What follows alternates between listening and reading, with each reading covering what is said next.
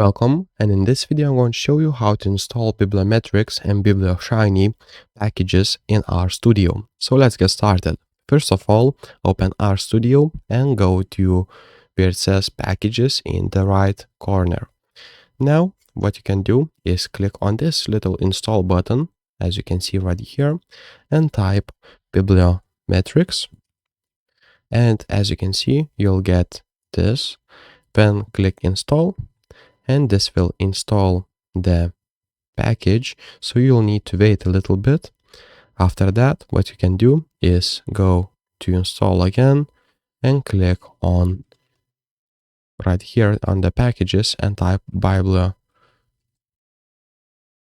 Biblioshiny, and you'll be able to install it again.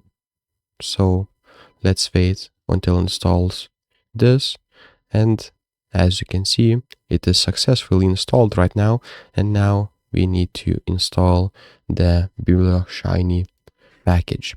So if this video was helpful, please make sure to subscribe to Guide to Everything, comment down below for the algorithm, and see you in the next one.